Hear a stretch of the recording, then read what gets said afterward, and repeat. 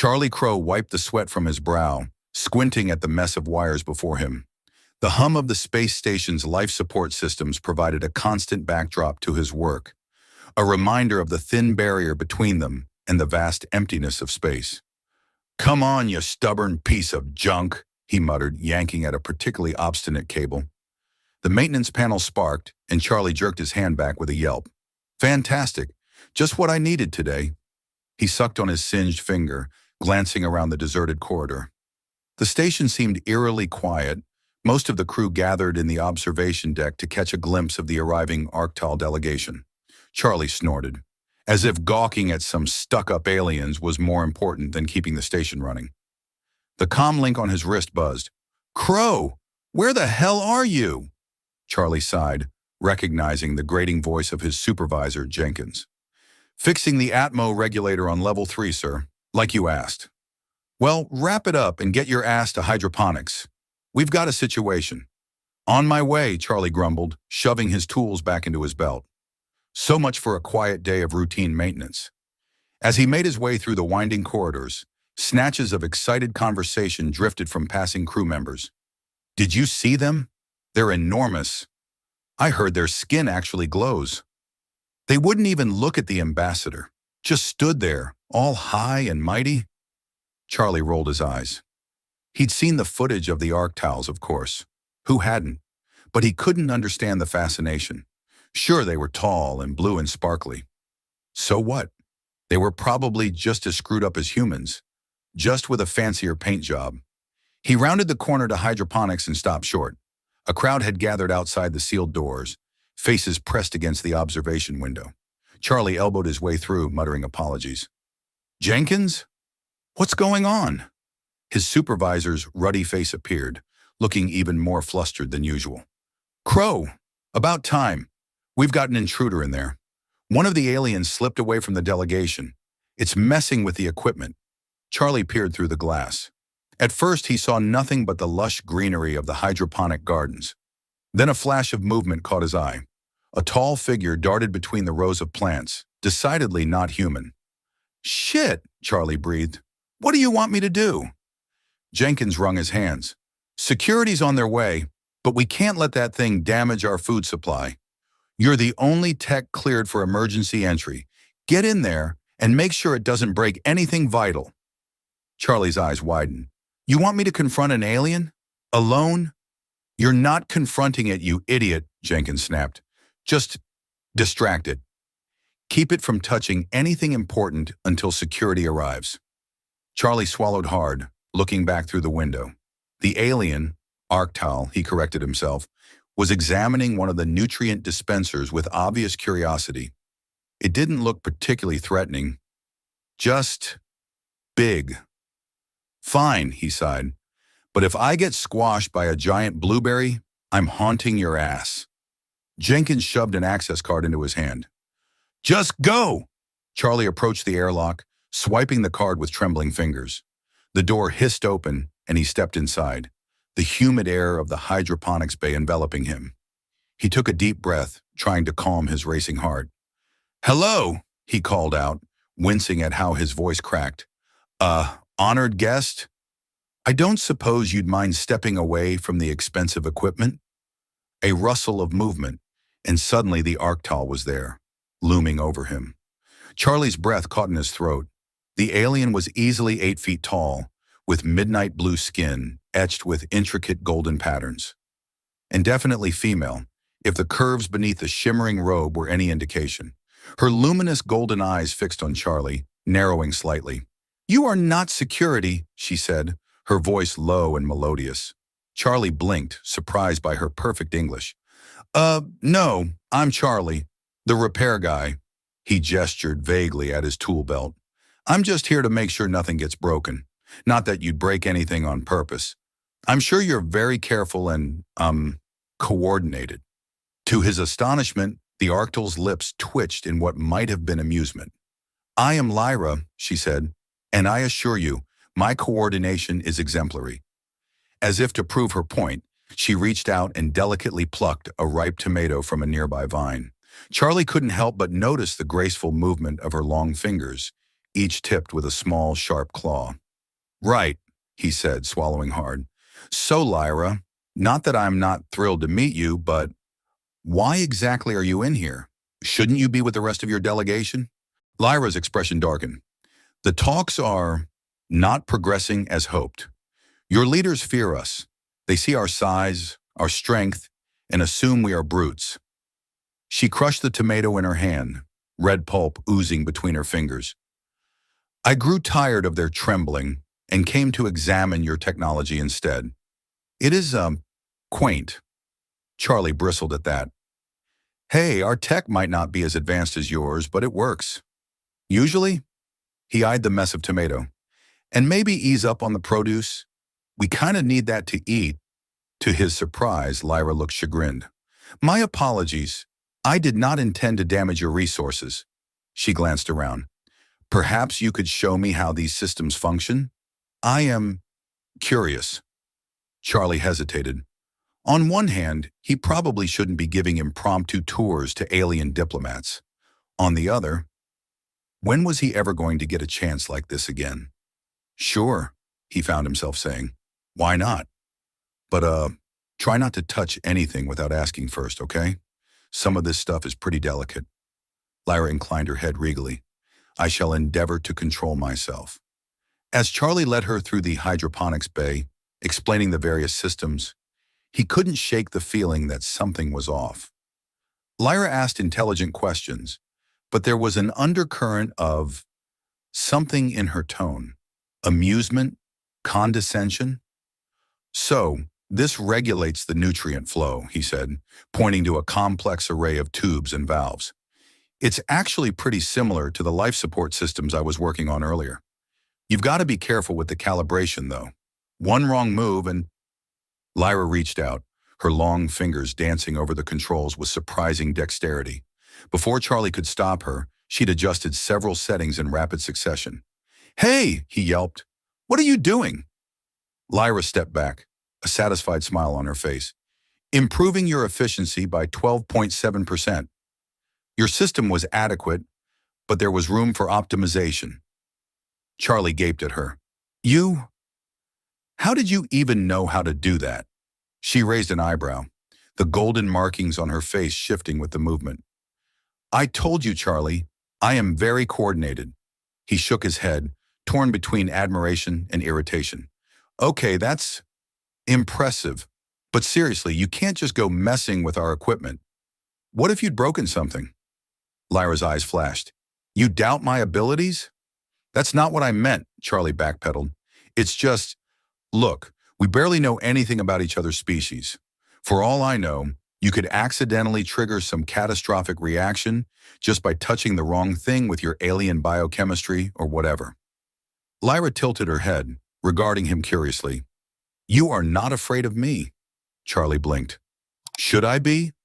Most of your kind are. They see our size, our strength, and they cower. She took a step closer, looming over him. Does my presence not intimidate you, little human? Charlie's heart raced, but not entirely from fear.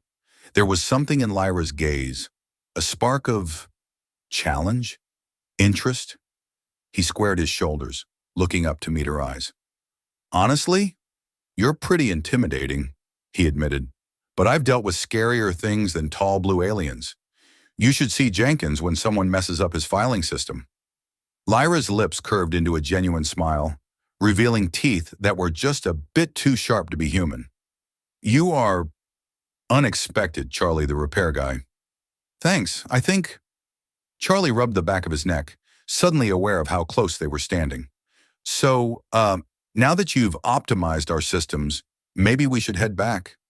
I'm pretty sure security is on their way, and I'd rather not explain why I've been giving unauthorized tours to alien diplomats. Lyra's smile faded. I suppose you are right, though I find your company far more agreeable than that of your pompous officials. Charlie couldn't help but grin. Well, if you ever want a break from the stuffed shirts, you know where to find me. I'll be the guy covered in grease, cursing at malfunctioning equipment. I shall keep that in mind, Lyra said, her golden eyes twinkling with what might have been mischief. As they made their way back to the airlock, Charlie couldn't shake the feeling that he was missing something important. Lyra moved with a grace that seemed at odds with her massive size, her eyes darting to take in every detail of their surroundings. "So," he said, trying to sound casual, "is this your first time on a human space station?" Lyra nodded. "It is different than I expected. More chaotic, less efficient." She paused, then added, "But not without charm." Charlie snorted. "Yeah, that's us. Chaotic and inefficient, but charming." He hesitated, then asked, "What about you? What's your world like?" For a moment, Lyra's composure slipped. A flash of something, longing, sadness, crossed her features before she schooled them back into a neutral expression. "Finara is orderly," she said. "Beautiful, but often cold. We value strength, discipline, perfection." She glanced at Charlie. "Your people's tendency toward disorder and emotional display is perplexing to us." Charlie frowned. "Sounds pretty rigid. Don't you ever, I don't know, let loose? Have fun?" Lyra's brow furrowed. "Fun is not a priority in our culture." "Well, that explains a lot," Charlie muttered. They reached the airlock and Charlie felt a strange reluctance to end their encounter. Lyra seemed to hesitate as well, her hand hovering over the door controls. "Charlie," she said, her voice softer than before, "I appreciate your willingness to speak with me, to treat me as a person rather than a curiosity or a threat." Charlie shrugged, trying to ignore the warmth spreading through his chest. "Hey, alien or not, you're just people. Really tall, really blue people. But still." Lyra's lips curved into that not-quite smile again. "Indeed, perhaps there is hope for our species to find common ground after all." The moment was shattered by the sound of heavy footsteps approaching. Security, finally arriving on the scene. "You should go," Charlie said urgently. "I'll tell them you left through the other exit. Just try not to get caught sneaking around again, okay? I don't want to see you get in trouble." Lyra nodded, her expression unreadable. "Until we meet again, Charlie the repair guy." She pressed the airlock controls, slipping through the door with surprising speed for someone her size. Charlie watched her go, his mind reeling from the encounter. As the security team burst in, led by a red-faced Jenkins, Charlie plastered on his best innocent expression. "False alarm, guys," he said cheerfully. "Just a malfunction in the nutrient dispensers. All fixed now." Jenkins eyed him suspiciously. "And the alien?" Charlie shrugged. "Must have left before I got here. Probably got bored and went back to the delegation." As he fielded questions and tried to look competent, Charlie's thoughts kept drifting back to Lyra. He had a feeling their paths would cross again, and soon. The idea should have terrified him, but instead he felt a thrill of anticipation. Life on the station had just gotten a whole lot more interesting. Charlie's heart raced as he slipped through the dimly lit corridors of the station. It had been 3 days since his encounter with Lyra in the hydroponics bay, and he couldn't shake the memory of her luminous, golden eyes and enigmatic smile. He'd been on edge ever since, jumping at every shadow, half expecting to see her towering form around every corner. As he rounded a bend, he collided with a solid mass of blue flesh. Charlie stumbled back, his tool belt clanging against the metal floor. "We really need to stop meeting like this." Lyra's melodious voice chuckled from above.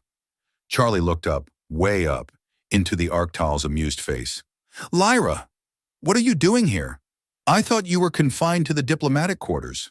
She raised an eyebrow, the golden markings on her face shimmering in the low light. "And I thought humans valued their sleep cycles.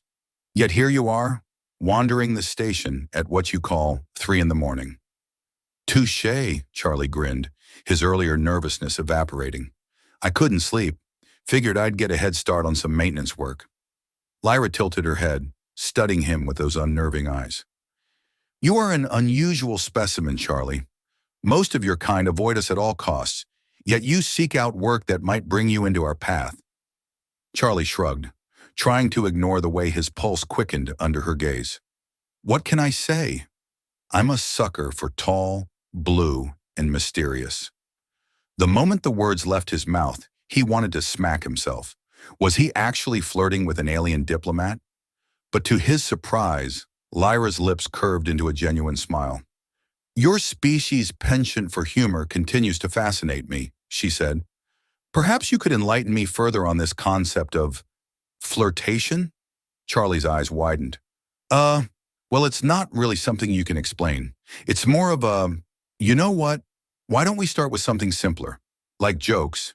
You guys have jokes on Fanara, right? Lyra's brow furrowed.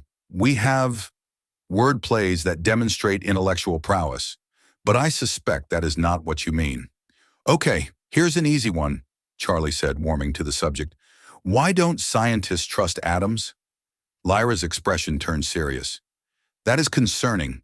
Atomic structure is fundamental to... Because they make up everything, Charlie interrupted with a grin. Lyra stared at him blankly for a moment before her eyes widened in understanding. Ah, a play on the dual meaning of makeup. Clever, if scientifically inaccurate. Charlie couldn't help but laugh at her deadpan delivery. See? You're getting it already. Now you try one. Lyra considered for a moment, then said with perfect seriousness, Why did the human cross the solar system? Charlie blinked. I don't know. Why? To get to the other tide, Lyra replied, her golden eyes twinkling. Charlie groaned, but he couldn't suppress his grin. That's terrible. I love it. As they continued down the corridor, trading increasingly awful jokes, Charlie marveled at how comfortable he felt in Lyra's presence. The initial intimidation of her size and alien appearance had faded, replaced by a growing appreciation for her quick wit and subtle humor. They reached an observation deck, the vast expanse of space stretching out before them. Lyra moved to the window, her towering form silhouetted against the stars.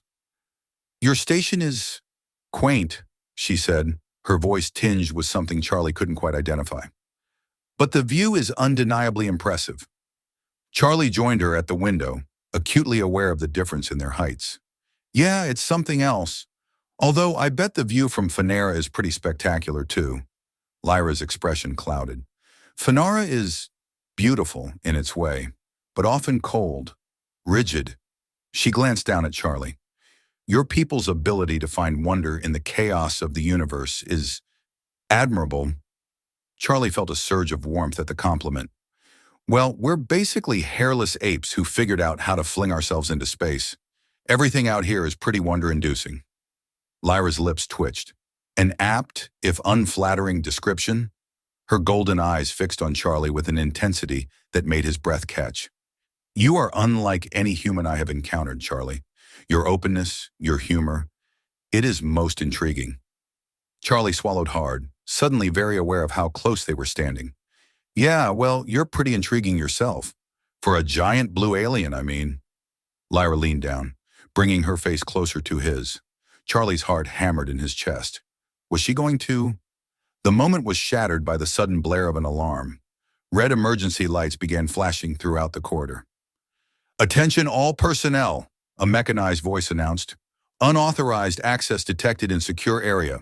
Security teams to level 5 immediately. Charlie's eyes widened. Shit. Lyra, you need to get back to your quarters. If they catch you out here... But Lyra was already moving, her long strides carrying her swiftly down the corridor. I shall return to my delegation, she called over her shoulder. But this conversation is not finished, Charlie the repair guy. As she disappeared around a corner, Charlie sagged against the wall, his mind reeling.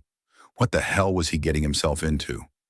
Over the next few weeks, Charlie found himself drawn into a dance of clandestine meetings and whispered conversations with Lyra. They would accidentally encounter each other in rarely used corridors or deserted observation decks, exchanging jokes, stories, and increasingly heated glances. Charlie introduced Lyra to the finer points of human culture, everything from classic literature to terrible action movies. In return, Lyra shared glimpses of Arctal society, painting a picture of a world both fascinating and oppressively rigid. So let me get this straight, Charlie said one day, as they huddled in a maintenance alcove. You guys don't have any form of entertainment? No music? No art? Nothing? Lyra's brow furrowed. We have pursuits that hone our minds and bodies. Competitive problem solving, displays of physical prowess. but they serve a purpose beyond mere fun. Charlie shook his head in disbelief. That sounds awful. No offense, but your people could really use a good party. Lyra's lips twitched in that not-quite smile that Charlie had come to adore. Perhaps, though I shudder to imagine an Arctal attempting your human dancing. The mental image of Lyra's towering form attempting to bust a move sent Charlie into a fit of laughter. As his chuckles subsided, he noticed Lyra watching him with an expression of longing. I envy your ability to express joy so freely, she said softly. Among my people, such displays are seen as undignified. Charlie's heart clenched at the sadness in her voice. Without thinking, he reached out and took her hand, an action that would have terrified him just weeks ago. Well, there's no one here to judge you now, he said. Why don't you give it a try? Laugh, dance, whatever you want. I promise I won't tell the Arctal Fun Police. Lyra hesitated, her golden eyes searching Charlie's face. Then, to his amazement, she threw back her head and let out a deep, throaty laugh. The sound echoed through the alcove, rich and full of genuine mirth. As her laughter faded, Lyra looked down at Charlie with a mixture of wonder and gratitude. That was most invigorating, she said, a hint of breathlessness in her voice. Charlie grinned up at her, suddenly very aware of how close they were standing. See? A little undignified fun never hurt anyone. The moment stretched between them, charged with unspoken tension. Charlie found himself leaning in, drawn by some inexorable force. Lyra bent down, her face mere inches from his. The comm link on Charlie's wrist buzzed, shattering the moment. Crow, where the hell are you? Jenkins' irritated voice crackled. We've got a situation in Docking Bay 3. Charlie cursed under his breath. Duty calls, he said apologetically. Same time tomorrow? Lyra nodded, a hint of disappointment in her eyes. Until then, Charlie the repair guy. As Charlie hurried to the docking bay, his mind raced. What was he doing? Sneaking around with an alien diplomat, risking his job, possibly interstellar relations? It was madness. But he couldn't deny the thrill that coursed through him every time he saw Lyra. The way his heart raced when she smiled. The growing certainty that what he felt for her was more than just curiosity or physical attraction. He was falling for her, hard. The realization hit him like a punch to the gut. This wasn't just some harmless flirtation anymore. He was in serious danger of losing his heart to a woman from another world. As the days passed, Charlie found it increasingly difficult to focus on his work. His thoughts constantly drifted to Lyra. Her laugh, her subtle humor, the way her golden markings seemed to shimmer when she was excited. He wasn't the only one affected. Lyra's demeanor had softened noticeably, her initial aloofness giving way to a warmth that surprised even her fellow Arctals. Charlie overheard whispers among the station crew, speculation about the change in the alien diplomat's behavior. Their clandestine meetings became more frequent, more intense. They would spend hours talking, laughing, sharing stories of their vastly different worlds. Charlie found himself opening up to Lyra in ways he never had with anyone before, human or otherwise. But as their connection deepened, so did the risks. Charlie noticed increased security patrols in the areas where they usually met. Lyra spoke of growing tensions within the Arctal delegation, whispers of disapproval at her fraternization with humans. It all came to a head one evening as they huddled in a rarely used storage bay. Lyra's usual composure was shaken, her golden eyes clouded with worry. They're recalling me to Finara, she said, her voice barely above a whisper. The council believes I've become compromised by my time here. They fear I've grown too close to humans. Charlie's heart sank. When? Tomorrow. Lyra's hands clenched at her sides. I am to cease all unofficial contact with station personnel immediately. Charlie felt as if the floor had dropped out from under him. But that's not fair. You're making progress, building understanding between our species. Isn't that what you came here for? Lyra's expression softened as she looked down at him. It is, but my people fear change, Charlie. They see my fondness for you as a weakness, a betrayal of our ways. Fondness? Charlie's voice cracked. Is that all this is to you? Lyra's eyes widened. In a swift movement, she closed the distance between them, her massive form looming over Charlie. But for once, he didn't feel intimidated. He felt safe. "You know it is more than that," Lyra said, her voice low and intense. "What I feel for you, it defies categorization in either of our languages. It is unprecedented."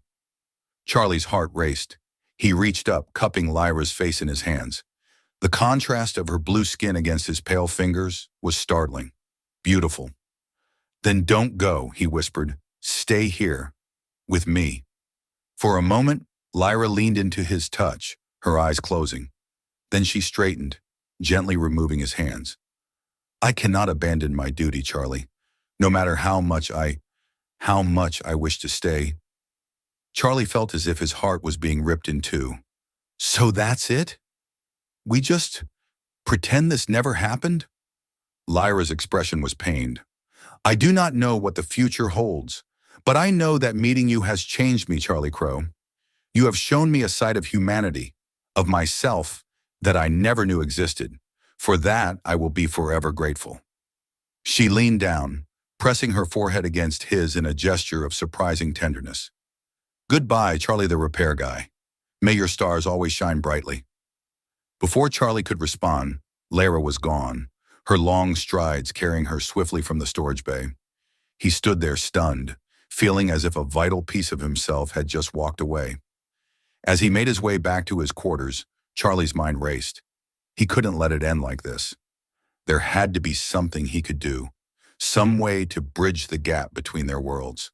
An idea began to form, crazy and risky and probably doomed to failure. But he had to try. For Lyra, for the future of human-Arctal relations, for the chance at a love that transcended species and star systems. Charlie Crow, the unremarkable repair guy, was about to attempt the most daring diplomatic mission in human history. And he was going to need all the bad jokes and clumsy flirtation he could muster to pull it off. As he began to plan, a grin spread across Charlie's face. Life on the station was about to get a whole lot more interesting again. Charlie's heart pounded as he raced through the station's corridors. He had to reach the docking bay before Lyra's ship departed. His half-baked plan tumbled through his mind, equal parts desperation and determination. As he rounded the final corner, he skidded to a halt. The docking bay was a hive of activity, with Arctal delegates and human officials milling about. In the center of it all stood Lyra, her towering form impossible to miss. Charlie took a deep breath and strode forward. "Lyra!" he called out, his voice echoing through the cavernous space. All activity ceased. Heads turned, human and Arctal alike, to stare at the disheveled technician. Lyra's golden eyes widened in surprise. "Charlie?" she said, her melodious voice tinged with confusion. "What are you doing here?" He pushed through the crowd, ignoring the mutters and glares. "I couldn't let you leave," he said, coming to a stop before her. "Not without saying something first." Lyra's brow furrowed. "Charlie, we discussed this. I must return to Fenara. It is my duty." "I know," Charlie said, his voice steady despite his racing pulse. "But what if there was another way? A way for you to fulfill your duty and stay here?" A murmur rippled through the assembled crowd. The human ambassador, a portly man named Reginald, stepped forward with a scowl. "Now see here, Crow," he blustered. "This is a delicate diplomatic situation. You can't just barge in here and—" "Actually," Charlie interrupted, "that's exactly what I'm doing." He turned to address the entire gathering. "Look, I know I'm just a repair guy. I'm not a diplomat or a scientist or anyone important. But I've spent the last few weeks getting to know Lyra, and through her, learning about Arctal culture." He gestured towards Lyra. "And you know what? It's amazing. Different from ours, sure, but fascinating. And I bet if you gave Lyra a chance to really show you human culture, not just stuffy diplomatic meetings, but our art, our music, our terrible jokes, you'd find us pretty interesting too." Lyra's expression softened, a hint of a smile playing at her lips. "Charlie, what are you suggesting?" Charlie grinned up at her. "I'm suggesting you stay, as an ambassador of cultural exchange. Show us your world and let us show you ours. Who better to bridge the gap between our species than someone who's already started to do it? The Arctal delegation began to mutter amongst themselves in their native language. Charlie couldn't understand the words, but the tone didn't sound promising. One of the Arctals, a stern-looking male with intricate golden patterns covering his blue skin, stepped forward. "This is preposterous," he growled. "Lyra's place is on Fanara, not fraternizing with humans." "With all due respect," Charlie countered, "isn't the whole point of this mission to build understanding between our species? Lyra's made more progress in a few weeks than all your official meetings combined." The Arctal's eyes narrowed. "And how would you propose we proceed with such an unorthodox arrangement?" Charlie's mind raced. This was the moment of truth. "A trial period," he said. "Give Lyra 6 months to prove the value of cultural exchange. If at the end of that time you're not satisfied with the progress, she returns to Fanara. No harm, no foul." The human ambassador sputtered. "Now wait just a minute. We can't just—" "Actually," a new voice chimed in, "I think it's an excellent idea." All heads turned to see Dr. Ilara Chen, the station's chief xenobiologist, striding into the docking bay. She fixed Charlie with an approving smile. "Mr. Crow's proposal aligns perfectly with our mission of fostering interspecies cooperation," Dr. Chen continued. "And from a scientific perspective, the opportunity to study arctal physiology and culture in a prolonged, informal setting is invaluable." The human officials huddled together, whispering furiously. The Arctal delegation continued their own heated discussion. Charlie held his breath, his eyes locked on Lyra's face. Finally, after what felt like an eternity, the Arctal spokesman turned to Lyra. "The decision is yours, Lyra," he said, his tone grave. "But know that if you choose to stay, you do so without the backing of the Arctal High Council. You will be on your own." Lyra straightened to her full, impressive height. Her golden eyes swept over the assembled crowd before coming to rest on Charlie. A slow smile spread across her face.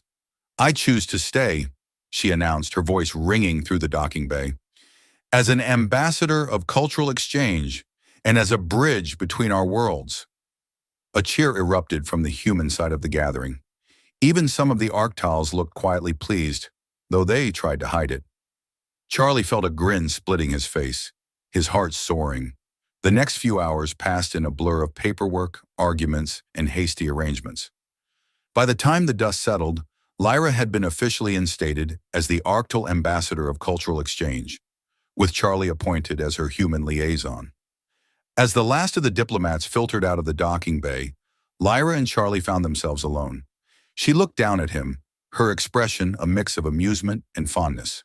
"You are either very brave or very foolish, Charlie Crow," she said softly. Charlie shrugged, a lopsided grin on his face. "Why can't I be both? Besides, if someone had to do something crazy to keep you here." Lyra's laugh, rich and full, echoed through the empty bay. "And now we have 6 months to prove the value of our cultural exchange." "Better get started then," Charlie said, waggling his eyebrows. "I've got a whole list of terrible movies to introduce you to." The months that followed were a whirlwind of activity. Charlie and Lyra threw themselves into their roles as cultural ambassadors with enthusiasm bordering on mania. They organized movie nights, art exhibitions, and even a disastrous but hilarious attempt at an Arctal human sports tournament. Lyra's presence on the station sparked a wave of curiosity among the human crew. People who had once avoided the Arctals now sought them out, eager to learn about their culture and share their own. Charlie watched with pride as Lyra blossomed in her new role. Her natural grace and intelligence, combined with the sense of humor she'd developed during their clandestine meetings, made her a hit with humans and Arctals alike. But it wasn't all smooth sailing. The cultural differences between their species led to plenty of misunderstandings and awkward moments. "Charlie," Lyra said one day, her brow furrowed in confusion, "I do not understand the purpose of this karaoke ritual. Why would humans deliberately sing poorly for the amusement of others?" Charlie couldn't help but laugh. "It's not about singing well, Lyra. It's about having fun and not taking yourself too seriously. Come on, I'll show you." He dragged her to the makeshift stage in the station's rec room, ignoring her protests. As he belted out a terrible rendition of "Don't Stop Believin'," he saw the moment Lyra finally got it. Her eyes lit up with understanding, and to his delight, she joined in for the chorus, her rich voice blending with his in joyful discord. The sight of the towering Arctal diplomat singing Earth pop songs quickly became a favorite among the station's crew. It wasn't long before other Arctals, emboldened by Lyra's example, began to participate in human social activities. But not everyone was thrilled with the changing dynamics on the station. A vocal minority of both humans and Arctals resisted the cultural exchange, clinging to old prejudices and fears. Tensions came to a head 4 months into the experiment. Charlie was working on a particularly stubborn piece of equipment when his comm unit crackled to life. "Charlie!" Lyra's voice was urgent. "There's a situation in the mess hall. I need your help." He dropped his tools and ran, his mind conjuring worst-case scenarios. When he burst into the mess hall, he found a standoff between a group of human crew members and several Arctals. In the center stood Lyra, her usual composure strained. "What's going on?" Charlie demanded, pushing his way to Lyra's side. One of the humans, a burly security officer named Brock, sneered. "These blue freaks think they can just waltz in here and take over. It's time they learned their place." The lead Arctal, a female Charlie recognized as Zira, bristled. "We have every right to be here. Your xenophobic attitudes have no place in this cultural exchange." Charlie could see the situation spiraling out of control. He stepped between the two groups, holding up his hands. "Whoa, whoa, everybody calm down," he said. "We're all here to learn from each other, right? So let's talk this out. What's the real problem here?" For a tense moment, no one spoke. Then, to Charlie's surprise, Brock's tough facade cracked. "They're just so different," he muttered. "It's like they're not even trying to fit in." Zira's eyes widened in surprise. We were attempting to adapt to human customs. Have we misunderstood?" Charlie saw his opening. "Looks like we've all got some learning to do," he said with a grin. "How about this? Brock, why don't you show Zira here how to play darts? And Zira, maybe you could teach Brock that Arctal meditation technique you were telling me about." The tension in the room slowly dissipated as humans and Arctals paired off, awkwardly but earnestly attempting to share their cultures. Charlie felt Lyra's hand on his shoulder. "That was well handled," she said softly. "You have a gift for this, Charlie Crow." He looked up at her, his heart swelling with affection. "I had a good teacher," he replied with a wink. As the 6-month mark approached, Charlie and Lyra worked tirelessly to prepare their final presentation for the Arctal High Council and human officials. They gathered data, testimonials, and evidence of the positive changes brought about by the cultural exchange program. The night before the big presentation, Charlie found Lyra on their favorite observation deck, staring out at the stars. "Nervous?" he asked, coming to stand beside her. Lyra's lips curved in a small smile. "Arctals do not get nervous, Charlie." "Right," he chuckled, "and I'm the Queen of England." She looked down at him, her golden eyes soft in the starlight. "I find myself apprehensive," she admitted. "These past months have been more than I ever expected. The thought of returning to Fanara, of leaving all this behind." She trailed off, her gaze returning to the viewport. Charlie's heart clenched. He reached out, taking her large blue hand in his. "Hey," he said softly, "no matter what happens tomorrow, we've done something amazing here. We've proved that humans and Arctals can not only coexist, but actually like each other. That's huge, Lyra." She squeezed his hand gently. "You are right, of course. And yet," Charlie finished for her, "the thought of saying goodbye sucks." Lyra's laugh was tinged with melancholy. "Your human vernacular continues to amuse me. But yes, it sucks." They stood in comfortable silence for a while, hand in hand, watching the stars. Finally, Charlie spoke. "Whatever happens tomorrow, I want you to know something," he said, his voice low and intense. "These past months with you have been the best of my life. You've opened my eyes to a whole new universe, Lyra. And I love you for it." Lyra's eyes widened at the declaration. For a heart-stopping moment, Charlie thought he'd made a terrible mistake. Then slowly she bent down, bringing her face level with his. "Charlie Crow," she said, her voice barely above a whisper. "You have taught me the meaning of that word, and I find that I love you as well." Their lips met in a kiss that was awkward, alien, and absolutely perfect. The next morning, Charlie and Lyra stood side by side before the assembled officials. As Charlie launched into their presentation, he felt a calm certainty settle over him. Whatever the outcome, they had already won something far more valuable than any diplomatic agreement. To his amazement and relief, both the human and Arctal representatives were impressed by the progress made during the cultural exchange. The program was extended indefinitely, with plans to expand it to other stations and even planetside. As the officials filed out, chattering excitedly about the possibilities, Charlie turned to Lyra with a grin. "So, Ambassador," he said, "ready to take on the universe?" Lyra's answering smile was radiant. "With you by my side, Charlie Crow, I believe I am ready for anything." Hand in hand, the unlikely pair set off to continue their grand adventure in cultural exchange. As they walked, Charlie couldn't resist one last quip. "You know," he said, looking up at Lyra with a mischievous glint in his eye, "I think we just gave long-distance relationship a whole new meaning." Lyra's laughter, rich and full of joy, echoed through the station corridors. And in that moment, the future seemed as vast and full of possibility as the starfield beyond the station's walls. As the weeks turned into months, the connection between Charlie and Lyra deepened. What had started as a strange and tentative relationship built on curiosity and mutual respect slowly transformed into something far more profound. The cultural exchange program was thriving, but for Charlie and Lyra, their time together had become about so much more than bridging the gap between species. They spent long nights on the observation deck, gazing at the stars and sharing stories of their worlds, their lives, their dreams. Lyra, who had once been so composed and restrained, began to open up, revealing a depth of emotion that surprised even her. And Charlie, for all his jokes and bravado, found himself captivated by her strength, her wisdom, and the quiet vulnerability she allowed him to see. One evening, after yet another exhausting day of diplomatic meetings and cultural events, they found themselves alone again in their favorite spot. The station was quiet, the rest of the crew having retired for the night. Outside the viewport, the stars shimmered, casting a soft glow over the room. Charlie leaned against the railing, his eyes on the vast expanse of space, but his thoughts were elsewhere.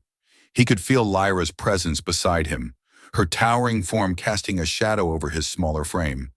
But there was no fear in him now, only a warmth that spread through his chest every time she was near.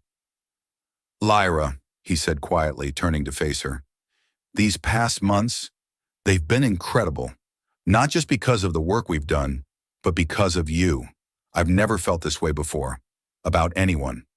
Lyra's golden eyes met his, soft and thoughtful. She stepped closer, her movements graceful and deliberate. "I too have never experienced anything like this, Charlie," she admitted, her voice a low melodic whisper. "You have shown me a side of life I did not know existed. Among my people, emotions like these are considered distractions. But with you, I have come to see them as something else, something beautiful."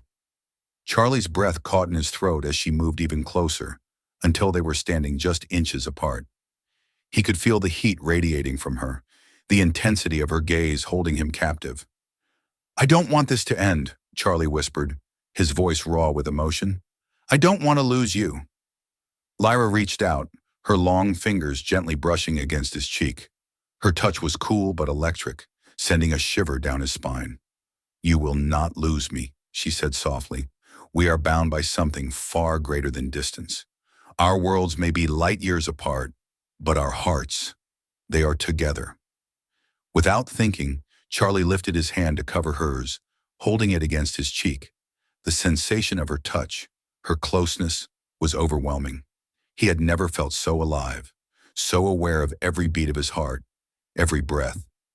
"Lyra," he murmured, his voice barely audible.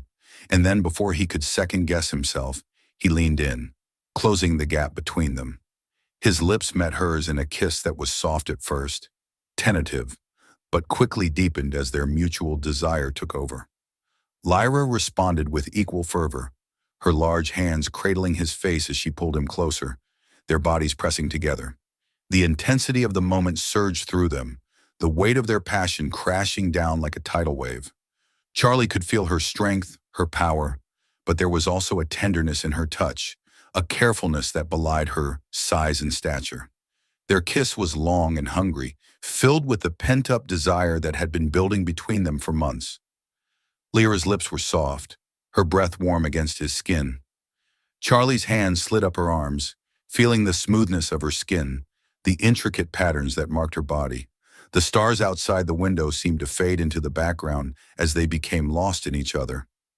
Time itself ceased to exist, and all that mattered was the feeling of their bodies entwined, their hearts beating in sync. It was as if the universe had brought them together in this moment, defying the odds, the distance, the differences between their species. When they finally pulled apart, both of them were breathless, their foreheads resting against each other as they struggled to catch their breath. "I love you," Charlie whispered, his voice trembling with the weight of the confession. Lyra smiled, her golden eyes glowing with a warmth that Charlie had never seen before. "And I love you, Charlie Crow, more than I ever thought possible."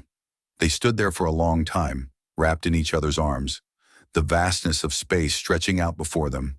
And in that moment, they knew that no matter what challenges the future might bring, their love was strong enough to overcome them all.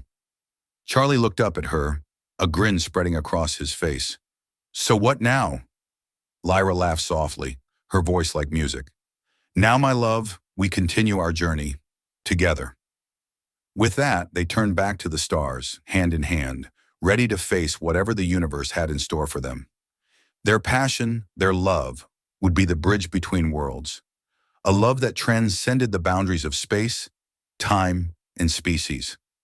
And together they would explore the vastness of the cosmos, united by the unbreakable bond they had forged. As they stood side by side, the stars shining brightly above, the future seemed infinite, full of possibilities and adventures yet to come.